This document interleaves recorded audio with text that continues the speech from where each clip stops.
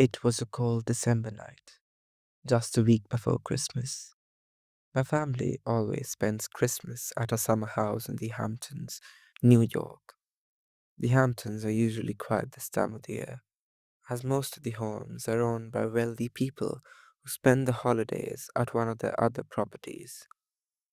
My dad and I arrived at the house early ahead of the rest of the family. My mom and sister still had work until the weekend, but my dad, who was retired, and I decided to get a head start. School was already out for the winter break, and we wanted to settle in before the predicted snowstorm. The house sits at the end of the quiet end road. We each have our own room, and as usual, my dad took care of turning on the heat and water. I brought along my PS3 to keep myself entertained and spent most of the first day playing video games in my room. That night, a massive snowstorm blanketed the area in at least 2 feet of snow. The next morning, as I stumbled into the kitchen, my dad greeted me with a curious question. When did you build the snowman? Confused, I asked, what snowman? He led me out to the window overlooking our backyard. There, standing tall amidst the fresh snow, was a snowman. It had two stick arms angled upwards and its face carved into the head, wore a sinister smile, its hollow eyes seemingly staring straight into the window. I didn't make that, I told him, a shiver creeping up my spine. My dad shrugged it off, assuming the neighbor's kids were behind the odd prank, but something about it unsettled me. That night, I was sound asleep when a loud thump against my window jolted me awake. My heart pounded as I froze under the covers, too scared to move. 5 minutes passed, and I started rationalizing. Maybe it was just snow falling from the roof. Cautiously, I pulled back the blanket and peered out the window. What I saw made me scream. Another snowman stood directly outside my window. Unlike the first, this one wore an angry frown.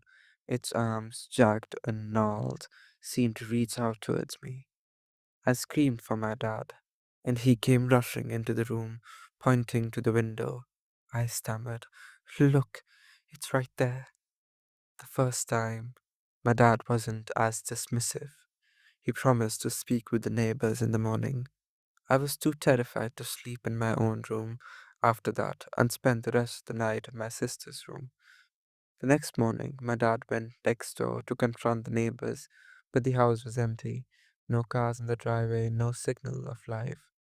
The family wasn't even in town. They were the only neighbors with kids, leaving us with no explanation. For several days, nothing else happened. The tension eased, and we began to enjoy our time in the Hamptons. But on Christmas Eve, with the whole family gathered, the unease returned. We were in the living room before dinner when a knock came at the front door. The sound was startling. We weren't expecting anyone. My dad approached cautiously and called out, who's there? A muffled voice on the other side replied, please let me in. I need help. There was no window or peepholes in the door, leaving us unable to see who it was. My dad asked, what's wrong? The voice responded, I have no one to spend Christmas with. Please help me. We all exchanged uneasy glances. My dad firmly told the person to leave or we'd call the police. After a pause, the voice said, okay, I'll leave. Please don't call the police. The door never opened. On Christmas morning, we found a note taped to the front door.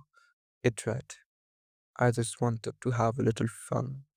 I built this snowman for the boy in the house. I don't have anyone to play the holidays with.